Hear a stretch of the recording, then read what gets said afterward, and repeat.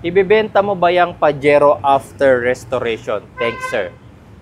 Bago ko sagutin yan mga bossing, may kukwento muna ako sa inyo na truth about restoration, okay?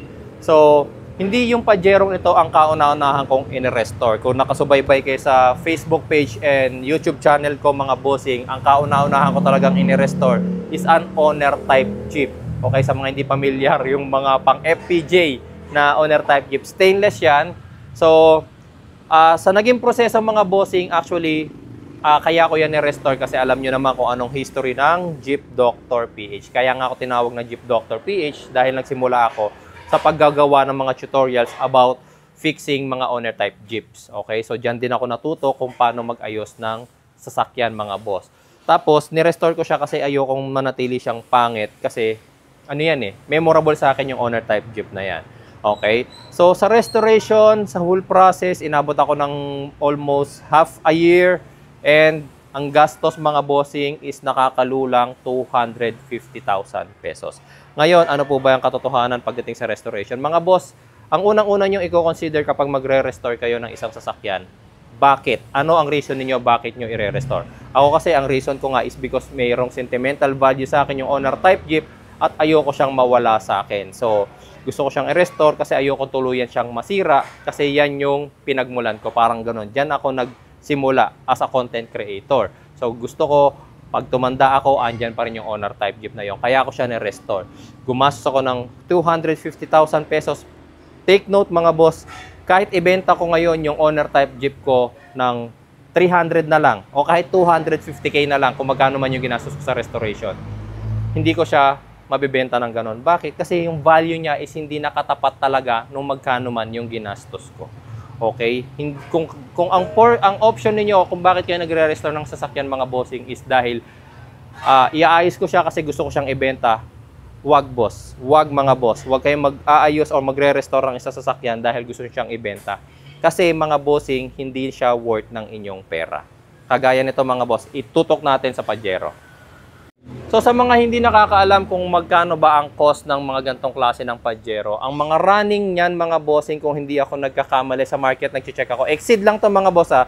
This is not the Pajero Fieldmaster. Yung mga Exceed mga boss is import. Galing po yan ng Japan. Originally that is right hand drive, kaya kung makikita ninyo, andito yung mga butas niya originally. Ayan yung butas para sa steering. Ayun, bumutas doon. Ito yung butas para sa throttle cable. Ayun, bumutas na naman doon. Okay, ito yung original na butas nung brake booster, pero bumutas doon. Kasi nga mga bossing, galing to sa right hand drive, nilipat ng kaliwa kasi left hand drive tayo rito sa Pilipinas. Japan import ang sasakyan na to. Mayroon nilabas na Pajero na local talaga, yung tinatawag natin na Fieldmaster, mga bossing. Okay, so pag nag-check ako sa market nito, parang may mga running na nagbebenta nito mga 200k, 250k. Pero mga boss, kapag kayo magre-restore ng isang Pajero, alam nyo ba? Halimbawa, bumili kayo ng isang Pajero na worth 50,000. Kung meron man, kasi stock na hindi na umaandar ng ilang taon. Alam nyo ba mga boss kung magkano ang total restoration yan? Nag-estimate pa lang ako ha. Mag-expect na kayo mga bossing ng mga 350 to 400,000 sa restoration pa lang. Bakit mga boss? Sa paint pa lang ha, sa paint nung nakaraan kasi gusto ko talaga to, baba makina, baba lahat, mapinturahan yung engine bay, mapinturahan yung body. Alam nyo ba kung magkano ang estimate sa akin? Pintura pa lang mga boss, 130,000 pesos. Ibababa lahat, kakalasin lahat. Yan. Ako yan, pang ilalim ako lang nagpintura. Pero dun sa estimate nila, ibababa yung mga yan, pipinturahan, lilinisin, tatanggalin ng kalawang, isa-isa, wirings, iiwas, yung makina, ibababa, transmission, ibababa, as in tanggal, matitira lang kaha. Estimate nila sa akin, pintura pa lang mga boss, 130,000 pesos na. Okay, magkano ang pyesa ng Pajero? Nung nakaraan, naging problema ko, eto, mga boss, naging problema ko, eto. Kung nakikita nyo tong tama, yan. Ito yung sliding pin ng caliper. Bumilog, hindi ko matanggal. Okay, kaya tinanggal ko na lang yung buong caliper para mapinturahan. Alam niyo ba kung magkano ang isang sliding pin lang? Sliding pin pa lang nitong Pajero is 1,000 pesos na. 1,000, isang piraso mga boss hindi yung buong caliper na tinutukoy ko. itong sliding pin lang na to. Ano pa? Eto mga boss. Nung nakaraan kasi, tinitignan ko bakit hindi umiilaw yung map light. Ito, tawag dito is map light. Binabaklas ko para makita ko kung baka walang bumbilya or busted na yung bumbilya. Pero tignan nyo nangyari. Pagbaklas ko, so sobrang lutong niya, naputol. Chinek ko kung magkano ang map light na yan, napaaray ako 1,300 pesos. Diba? Ganun kamahal mga bossing ang pyesa ng Pajero. Kaya kung maiisipan yung mga bossing na mag-restore ng Pajero, unang-unang tanongin nyo sa sarili nyo, ano ba ang reason kung bakit nyo i-restore? Dahil ba gusto nyong may memories na gusto nyong makip or gusto nyo kasing ibenta yung sasakyan? Kasi kung benta ang reason nyo, huwag nyo nang ituloy mga bossing. Okay? Ito, kaya ko ito nire-restore. Actually, wala naman tong memory sa akin. Dahil, ano lang naman to eh. Hindi naman yan yung personal car ko. Walang memory sa akin yan. So, ano ang reason ko kung bakit ko siya nire-restore? Siyempre, unang-una, content creator ako. Natutuwa ako na meron akong content. Natutuwa ako na meron ako nare-restore. So, gumagastos ako. Pero itong Pajero na to mga bossing, after kong ma-restore, hindi ko na yan ibebenta.